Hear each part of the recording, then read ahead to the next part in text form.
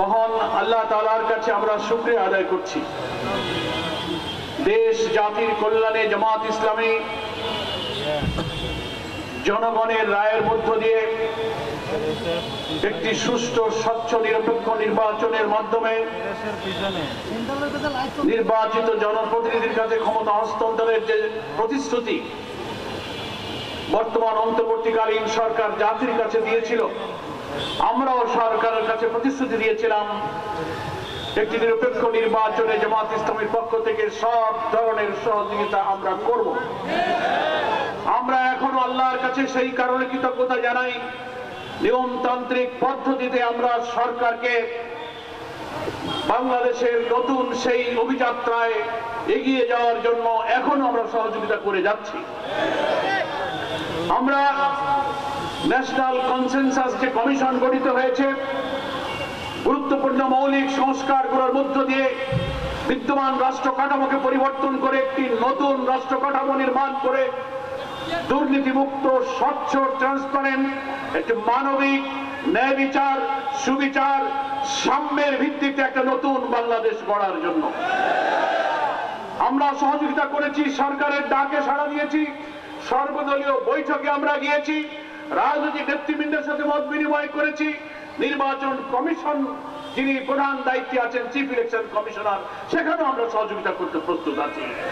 সব দিকের সহযোগিতার হাত বাড়াবার পরও আজকে দুঃখের সাথে এই প্রশ্ন করছি আমি, কেন আমাদেরকে আজকে 16-17 বছরের দুঃশাসনের বিরুদ্ধে রাজপথের সংগ্রাম, হাজার হাজার মানুষের জীবন কুরবানির পরও আজকে আমাদের এক ন্যায্য অধিকার এবং দাবির জন্য কেন রাজপথে নামতে হচ্ছে? এই কারণে দুঃখের সাথে আমরা লক্ষ্য করছি, প্রধান উপদেষ্টা তিনি যেমন সরকারেরও প্রধান, আবার রাষ্ট্রীয় গুরুত্বপূর্ণ সংস্কারের জন্য জাতীয় ঐক্যমত্য কমিশন, যেটাকে ন্যাশনাল কনসেনসাস কমিশন করা হয়েছে, তারও প্রধান আমাদের প্রধান উপদেষ্টা। ফলে লেভেল প্লেইং ফিল্ড, জুলাই সনদকে বাস্তবায়ন করে আইনি ভিত্তি দিয়ে তার ভিত্তিতে নির্বাচন করা, পিআর পদ্ধতি চালু করা, নির্বাচনের পূর্বে ফ্যাসিবাদের দোষর ঘৃণ্য অপরাধীদের বিচার নিশ্চিত করা, লেভেল প্লেইং ফিল্ডকে নিশ্চিত করা, এই সব দাবি বাস্তবায়নের পথে আমরা দেখছি রহস্যজনক ভাবে একটি প্রভাবশালী শক্তি সরকারের উপরে জোর খাটিয়ে লেভেল প্লেইং ফিল্ড বাস্তবায়ন করতে দিচ্ছে না। দৃশ্যত মনে হয় সরকার কোন চাপের মুখে যেন দুর্বল হয়ে মাথা নত করেছে। সরকারকে সজাগ করার জন্য দেশবাসীকে সাথে নিয়ে আমরা নিয়মতান্ত্রিক পথে সেই জন্য আন্দোলনের রাজপথে কর্মসূচি ঘোষণা করেছি। গত 15ই সেপ্টেম্বর ঢাকা থেকে আমরা সারা দেশব্যাপী সেই কর্মসূচি ঘোষণা করেছিলাম। গতকাল ছিল তার প্রথম দিন। রাজধানী ঢাকায় বিক্ষোভ সমাবেশ এবং মিছিল, বিশাল বিক্ষোভ মিছিলের মধ্য দিয়ে আমরা গতকাল সেই কর্মসূচি পালন করেছি। আজকে বাংলাদেশের 7টি বিভাগীয় সদরে সমাবেশ এবং বিক্ষোভ হচ্ছে। আগামী 26 তারিখে বাংলাদেশের সকল জেলা, উপজেলায়, গ্রামে, গঞ্জে, শহরে, নগরে জনগণকে ন্যায্য দাবির ভিত্তিতে ঐক্যবদ্ধ করার জন্য আমরা কর্মসূচি পালন করব ইনশাআল্লাহ। প্রিয় দেশবাসী, আমাদের এই যে 5 দফা দাবি, এটা জনগণের আকাঙ্ক্ষা, নাকি বলেন? এই দাবির ব্যাপারে প্রধান উপদেষ্টা জাতির কাছে প্রতিশ্রুতিবদ্ধ। গত 5ই আগস্ট জাতীয় সংসদের দক্ষিণ প্লাজায় দাঁড়িয়ে জুলাই ডিক্লারেশনের নামে যে জুলাই ঘোষণা তিনি দিয়েছিলেন, সেইখানে তিনি অঙ্গীকার করেছিলেন বিদ্যমান রাষ্ট্র ব্যবস্থার দুর্নীতিগ্রস্ত, দলীয়করণের ধ্বংসপ্রাপ্ত সমস্ত প্রতিষ্ঠান, অর্গানগুলোকে নতুন করে সংস্কার করা হবে।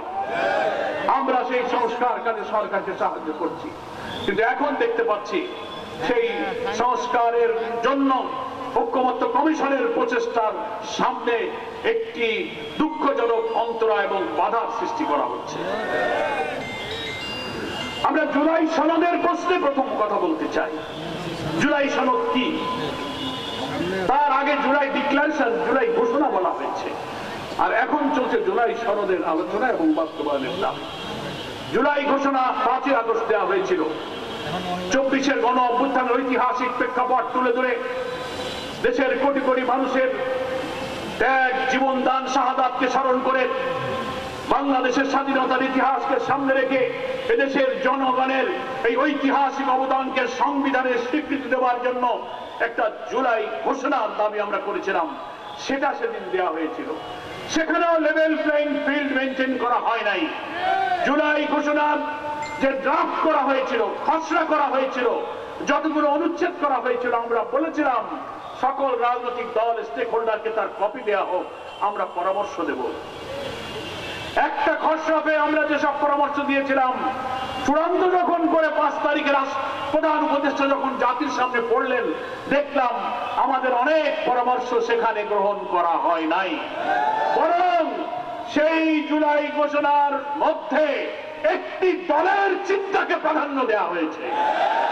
আমরা তারপর সাংবাদিক সম্মেলন করে বলেছি এই জুলাই ঘোষণাকে সংশোধন করতে হবে। ওনারা এখনো সংশোধন করেননি, এখনো সংশোধনের সময় আছে।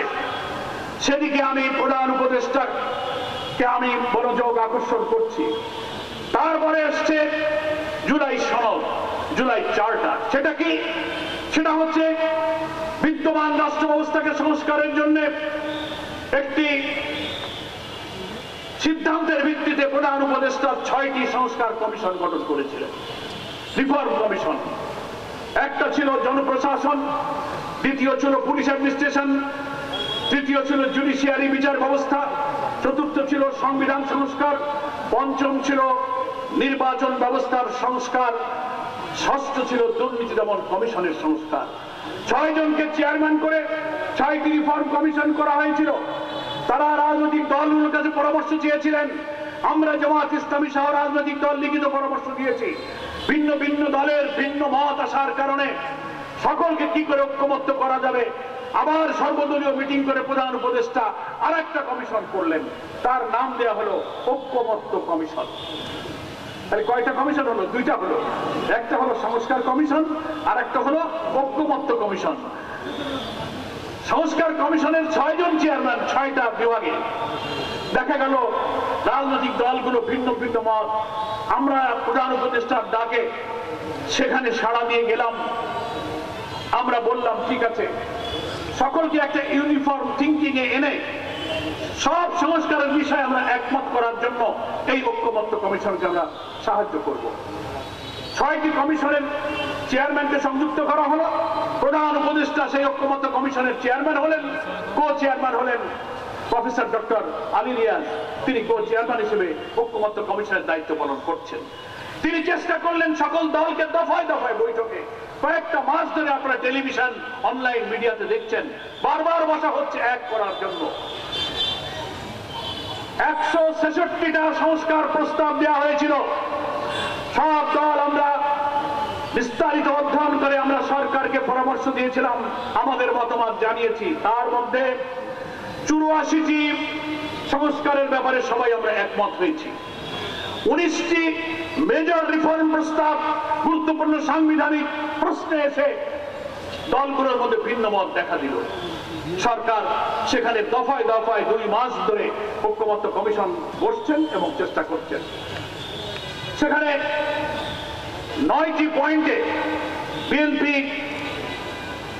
নোট অফ ডিসেন্ট দিয়েছে, আমরাও 2-1টা পয়েন্টে নোট অফ ডিসেন্ট দিয়েছি।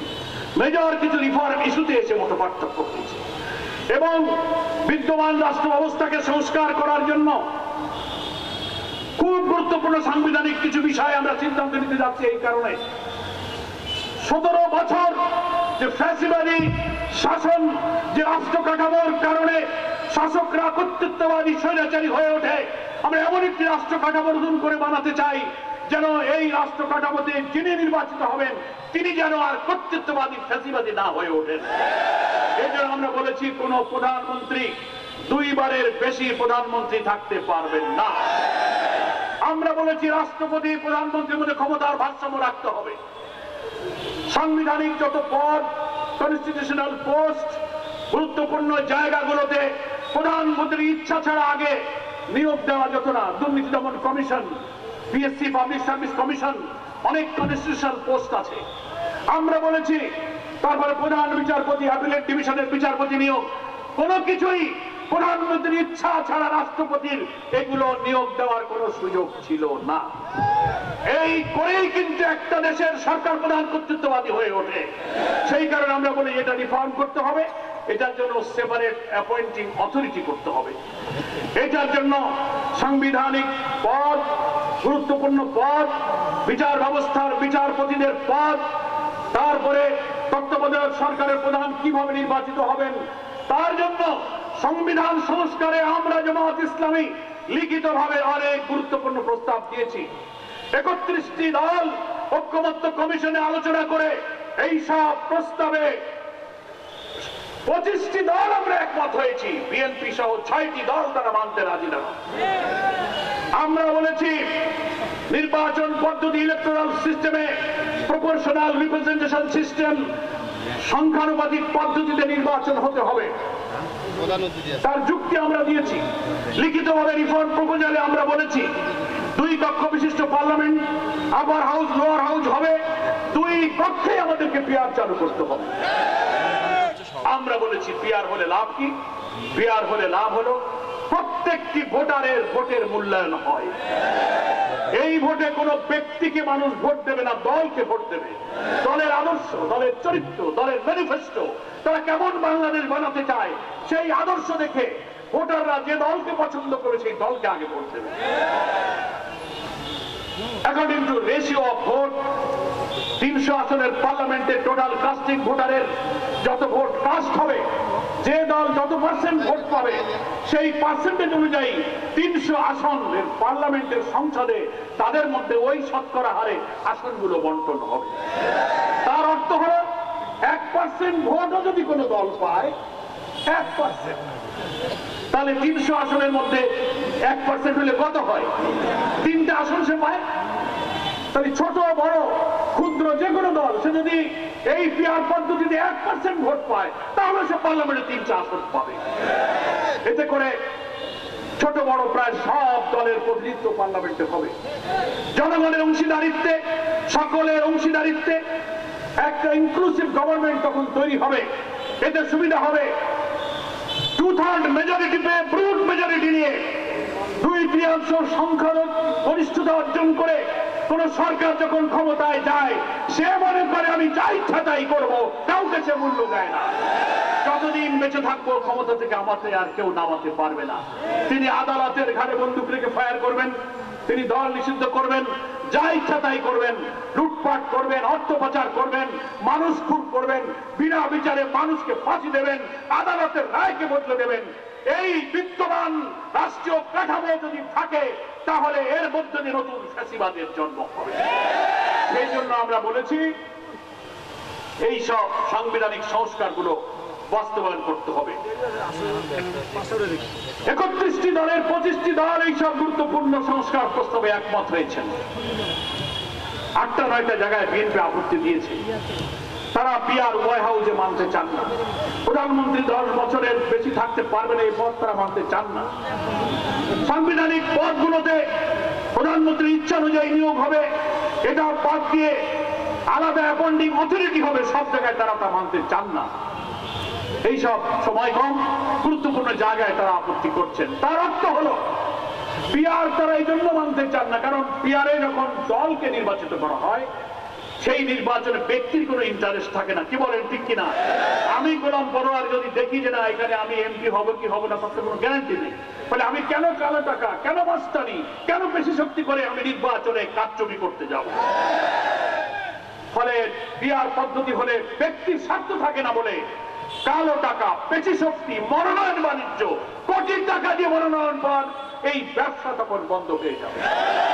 প্রত্যেকটি ভোটারের ভোটের মূল্যায়ন হবে। আরেকটি লাভ হবে কি, পার্লামেন্টে হবে কোয়ালিটি পার্লামেন্ট, রিচ পার্লামেন্ট। দল যখন তার নেতৃবৃন্দের মধ্য থেকে বাছাই করবে, দলই জানে তার দলের মধ্যে সবচেয়ে আইনজ্ঞ, বিশেষজ্ঞ, দক্ষ, আইন জানা, গুরুত্বপূর্ণ, শিক্ষিত পার্লামেন্টে রিপ্রেজেন্ট করতে পারে এই নেতৃত্ব কারা সেটা দল সবচেয়ে ভালো জানে, কি বলে ঠিক কিনা? এই জন্য দল বেছে বেছে এই পার্লামেন্টে ভোটের শতকরা হারে যদি আমি 50 জন পাই, 60 জন পাই, 10 জন পাই, সেই 10 জনকে দল উইল নমিনেট দেয়ার এমপি, দলই তাদেরকে মনোনয়ন দেবে। এই পদ্ধতি চালু না থাকায় এই বাংলাদেশে আওয়ামী লীগ, বিএনপি, জাতীয় পার্টি, আওয়ামী লীগ, আমি বলবো সব দলের মধ্যে অতীতের এই ট্রেডিশনাল ইলেকশনের কারণে বহু যোগ্য নেতা কেন্দ্রে ছিল, যারা চাঁদাবাজি, মস্তানি, কালো টাকা খেলতে পারেননি বলে অনেক টাউট নেশাখোরের কাছে নির্বাচনে তারা এলাকায় হেরে গেছে, কি বলেন? ফলে এই পিআর পদ্ধতি চায় না তারাই যারা কালো টাকা দিয়ে কোটি কোটি টাকার মনোনয়ন বাণিজ্য করতে পারবে না, তারা পিআর ঠেকাতে চায়। সকল দলের প্রতিনিধিত্বের মধ্য দিয়ে একটি অংশীদারিত্বের সরকার আসলে কর্তৃত্ববাদী সরকারের শাসন চালাতে পারবে না যারা, তারা পিআর ঠেকাতে চায়। এই জন্য তারা পিআরের বিরোধিতা করছেন। ঠিক আছে, পিআর নিয়ে যখন বিতর্ক হলো, আমরা গোল টেবিল করলাম, আলোচনা করলাম, সেমিনার সিম্পোজিয়াম করলাম, বিভিন্ন বুকলেট দিয়ে আমরা পিআরের উপকারিতা, সুফল সব জানালাম। সরকারের বিভিন্ন আন্তর্জাতিক সংস্থার, বেসরকারি সংস্থা জনগণের উপরে জরিপ করলো, সার্ভে করলো। আপনারা সে সার্ভে দেখেছেন, 70% লোক পিআরের পক্ষে আছে। আমরা ঐক্যমত্য কমিশনে যে 31টি দল আছে, তার 25টি দল তারা পিআর চাইতেছে। হ্যাঁ, কেউ হয়তো লোয়ার হাউসে চাচ্ছে, কেউ আপার হাউসে চাচ্ছে, দ্যাট ইজ অ্যানাদার থিংস, কিন্তু কমনলি পিআরের পক্ষে তো আমরা আছি। অথচ বিএনপির কিছু নেতারা বলছেন পিআর দেশের মানুষ বোঝে না, বলে ইভিএম যারা বোঝে না তারা পিআরও বোঝে না। আজব ব্যাপার। আর ইভিএম কি আর পিআর কি? ইভিএম হচ্ছে ইলেকট্রনিক ভোটিং মেশিন, ওটা একটা যন্ত্রের নাম।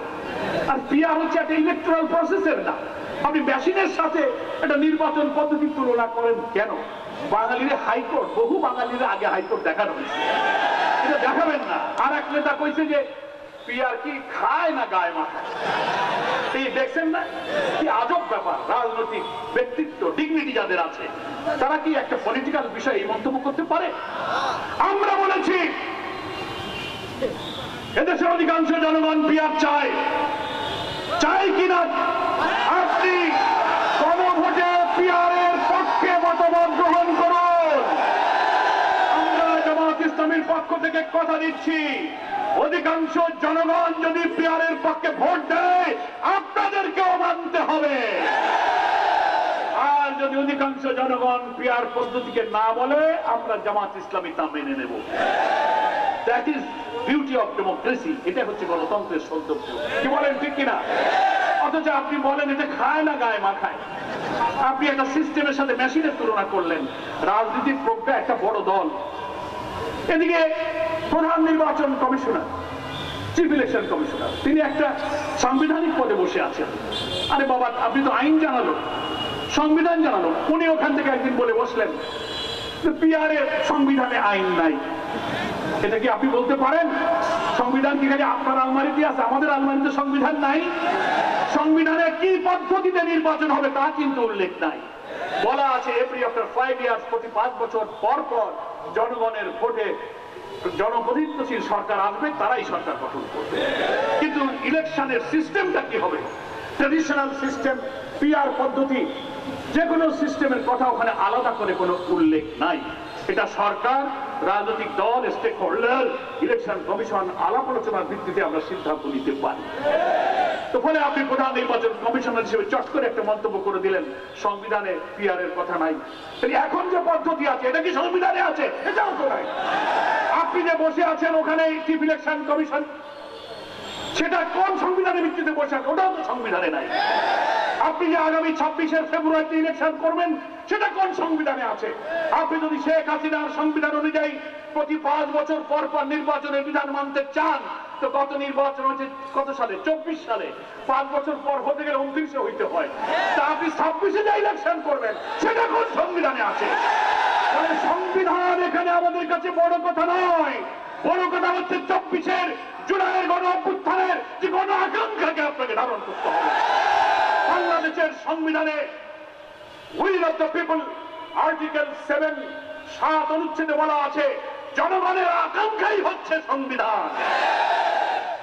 17 বছরের স্বৈর শাসনকে এক সাদর রক্তের বিনিময়ে বিদায় দেওয়ার মধ্য দিয়ে জুলাই অভ্যুত্থানে যে আকাঙ্ক্ষা তৈরি হয়েছিল, সেই আকাঙ্ক্ষার ভিত্তিতে ইউনিসেফ প্রধান উপদেষ্টা, সেই আকাঙ্ক্ষার ভিত্তিতে আপনি চিফ ইলেকশন কমিশনার, সেই আকাঙ্ক্ষার ভিত্তিতে আগামী ইলেকশন, এখানে যেই আমরা পেয়ারের কথা বলি সেই আপনি সংবিধান দেখান।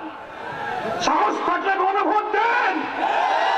জনগণের রায়ের প্রতি আমরা শ্রদ্ধা রাখি, আপনি সাহস থাকলে গণভোট দেন। তা না দেখে আপনি গায়ের জোরে ঠেলে দিয়ে চলে যাবেন। মনে রাখবেন, গায়ের জোরে দেশ শাসন করার দিন শেষ হয়ে গেছে। সেই বাংলাদেশ এখন আর সেই বাংলাদেশ নয়। বিরোধী দলকে দমন করে দমন পীড়ন খুন ফাঁসি জেল রিমান্ড আয়নাঘর দিয়ে আজীবন ক্ষমতায় থাকার স্বপ্ন যারা দেখেন, সেই দিন শেষ হয়ে গেছে।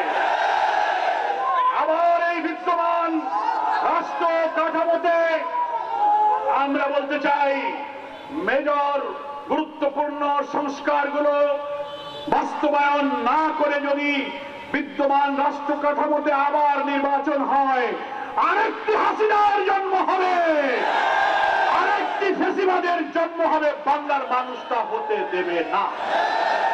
প্রিয় রংপুরবাসী, এই জুলাই সনদকে আইনি ভিত্তি দিতে হবে। অনেকে প্রশ্ন করছেন আইনি ভিত্তি কিভাবে দেবেন। আমার বিএনপির দোস্ত বন্ধুরা বলছেন আগামী নির্বাচনে যারা আসবে, নতুন পার্লামেন্ট হবে, তারাই সংবিধান সংস্কার করে এর আইনি ভিত্তি দেবে। দেখলে ভয় লাগে। ইতিমধ্যে স্থায়ী কমিটির একজন সদস্য বক্তব্য দিয়েছেন, নির্বাচন এই ঐক্যমত্য কমিশনে এই যে সংস্কার, এই যে কমিশন, এই যে আইন বদলানোর জন্য চেষ্টা করতেছেন, যা বদলাবেন আমরা ক্ষমতায় গিয়ে সব পাল্টাই দেবো, সব মুছে দেবো। দেখছেন না, বক্তৃতা করেছি।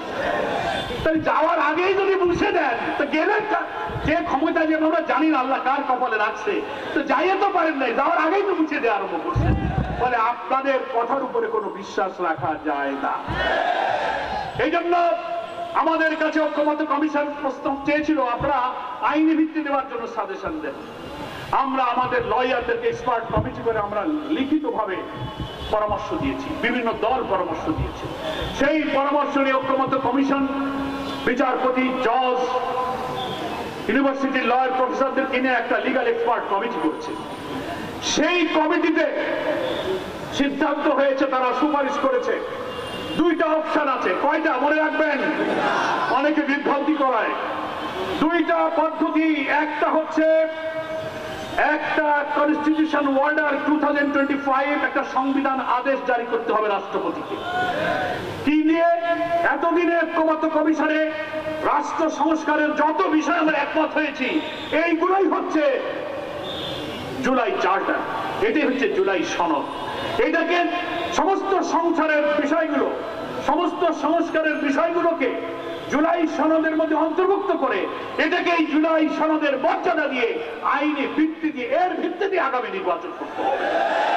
এটাই হচ্ছে আইনি ভিত্তি। ঐক্যমত্য কমিশনের লিগাল এক্সপার্ট আইনজ্ঞরা বলছেন একটা পদ্ধতি হচ্ছে কনস্টিটিউশন অর্ডার 2025, একটা সংবিধান আদেশ জারি করতে হবে রাষ্ট্রপতিকে। আরেকটা হচ্ছে এই সংবিধান আদেশটার পক্ষে মতামত দেওয়ার জন্য একটা রেফারেন্ডাম, একটা গণভোট দিতে হবে।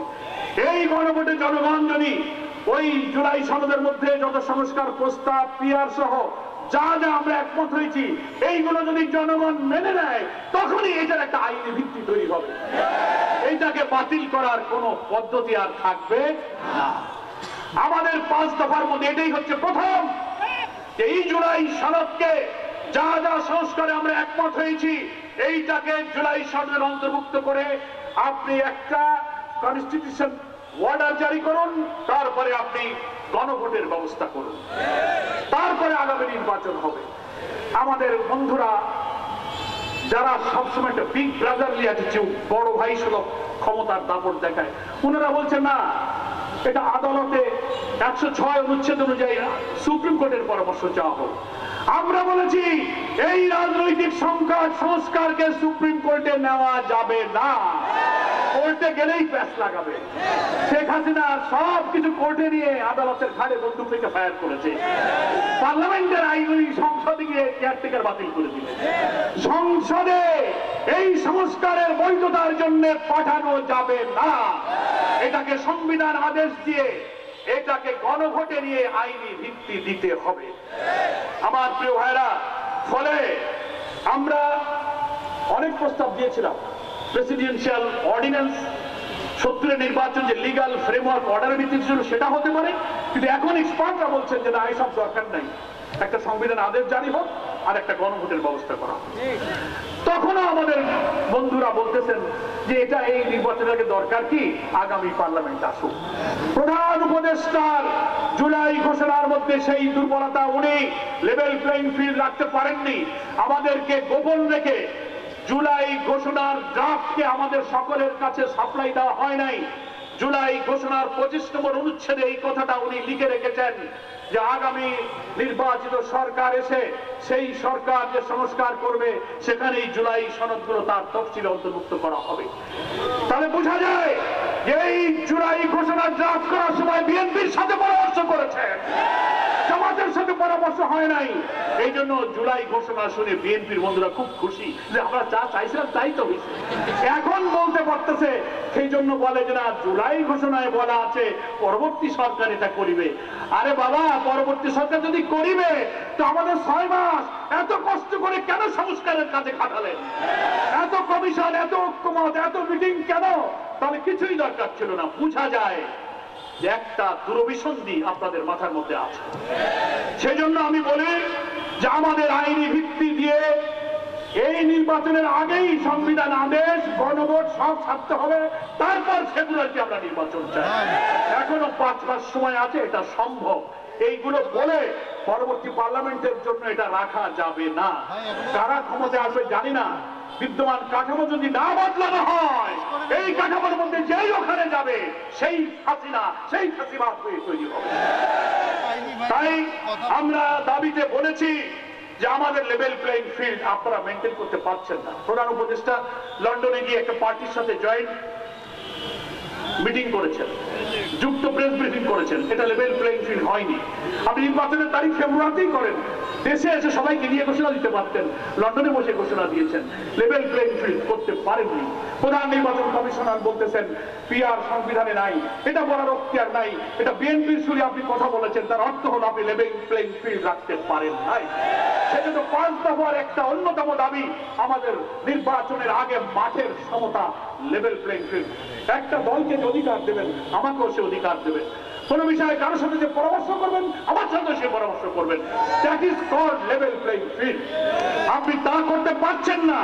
তারপরে আমরা বলেছি, ওয়াদা করেছিলেন নির্বাচনের আগে মানবতা বিরোধী ঘৃণ্য অপরাধে যারা অপরাধী, হাজার হাজার লোককে যারা হত্যা করলো, লাশ আগুনে পোড়ালো, হেলিকপ্টার থেকে মানুষ হত্যা করলো, রংপুরের অকুত ভয়, মৃত্যু ভয়হীন জুলাই যোদ্ধা আবু সাইদকে যারা খুন করলো, যার আত্মদান দুনিয়াকে শিহরণ করে বিপ্লবের রক্ত জাগিয়ে দিয়েছে, এই অপরাধীদের নির্বাচনের আগে দৃশ্যমান বিচার শেষ করতে হবে। ফ্যাসিবাদকে যারা এই 17 বছর টিকিয়ে রেখেছিল 14 দল আর জাতীয় পার্টি, এরা যদি আওয়ামী লীগের সাথে না থাকতো, এরা এই স্বৈরাচারী হয়ে ওঠার সুযোগ পেত না, এই নির্বাচনের বৈধতা পেত না। ফলে আওয়ামী লীগ যে অপরাধে অপরাধী, জাতীয় পার্টির 14 দল মেনন ইনুরা একই অপরাধে অপরাধী। আমরা তাদের রাজনৈতিক কার্যক্রমকে স্থগিত করতে বলেছি, নিষিদ্ধ করতে বলেছি। এই 5 দফা দাবি মানতে হবে। অনেকে বলছেন ভাই আপনারা তো ঐক্যমত্য কমিশনে মিটিং এ যাচ্ছেন, তা আলোচনা তো শেষ হয়নি, এখন রাজপথে চলে গেলেন কেন? চলে গেলাম কেন তো বোঝেন না? আপনি একটা জুলাই সনদ করবেন, ডিক্লারেশন করবেন, গোপনে ড্রাফট দিয়ে দেবেন বিএনপির কাছে, ও লেভেল প্লেইং ফিল্ড থাকে না। এইগুলো যত না করেন, আমরা এখনো আলোচনার টেবিলে বসতে রাজি। আমরা নিরাশ নই, আমরা আলোচনায় যাব, কিন্তু আপনি নিরপেক্ষ ভাবে আমাদেরকে ডাকেন। জনগণের যে opinion, will of the people, article 7 বলা হয়েছে, সেই জনমত যাচাই করে সেই সিদ্ধান্ত নেন। যেহেতু নিচ্ছেন না, যেহেতু কারো দ্বারা প্রভাবিত হচ্ছেন, যেহেতু রাজনৈতিক কোন শক্তির কাছে মাথা নত করছেন, সেই কারণে আমরা আন্দোলনে এসেছি। আপনি আমাদের ডাকেন, আমাদের আন্দোলন দরকার নেই, এগুলো মানলেই তো হলো। আমরাও তো ইলেকশন চাই। আমাদের আমির জামাত ডাক্তার শফিকুর রহমান তো প্রথম বলেছিলেন যে ফেব্রুয়ারি হচ্ছে নির্বাচনের উপযুক্ত সময়, কি বলেছিলেন না? অনেকে আমাদের কথাকে ওনারা মিসপ্রোপাগান্ডা করে বলেন যে এই যে জামাত সব আর 5 দল 7 দল সব এখন কর্মসূচি দিচ্ছে, এরা নির্বাচন চায় না, এরা নির্বাচন পিছাচ্ছে না। আমি সাংবাদিক বন্ধুদের বললাম আমরা নির্বাচন চাই এবং ফেব্রুয়ারিতেই আমরা চাই, কিন্তু আমাদের এই সংস্কার, এই জুলাই সদনের আইনি ভিত্তি, এই বিচারে লেভেল প্লেইং ফিল্ড এবং ফ্যাসিবাদের দোষরদের কার্যক্রমকে নিষিদ্ধ করার মধ্য দিয়ে আমরা এই ফেব্রুয়ারি নির্বাচনে যাব। আজকে তো মিছিল করবেন আপনারা নাকি বলেন? মিছিলে যদি আপনারা সবাই থাকেন তাহলে আমিও থাকবো। আপনারা থাকতে রাজি আছেন? তো আমি মনে করি যে আমি থাকবো আপনাদের অনুরোধের কারণে, কিন্তু আপনারা মিছিল থেকে কেউ আগে যাবেন না, যেখানে শেষ হবে সেখান থেকেই যাবেন। রাজি? শৃঙ্খলার সাথে মিছিল হবে। আমরা সরকারকে আর যারা পিয়ার মানতে চাচ্ছেন না, জুলাই সনদকে যারা পরবর্তী পার্লামেন্টে নিয়ে যেতে চাচ্ছেন, তাদেরকে বলবো আপনাদের আতঙ্কিত হওয়ার কিছু নেই।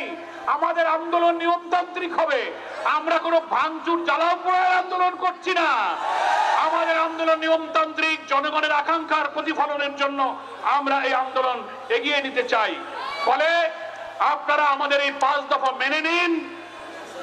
আমরা আলোচনার টেবিলে নিষ্পত্তি করতে রাজি আছি, আমরা নিরাশ নই, কিন্তু পক্ষপাতিত্ব করা কোন দলের আধিপত্যবাদী কোন শক্তির কাছে যদি মাথা নত করেন, অতীতের মতো বাংলার জনগণ রাজপথেই তার ফয়সালা করবে।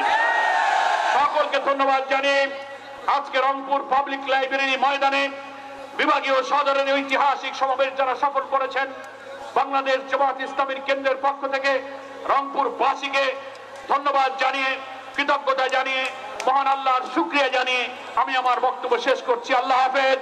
বাংলাদেশ জিন্দাবাদ, জামাত ইসলামী জিন্দাবাদ।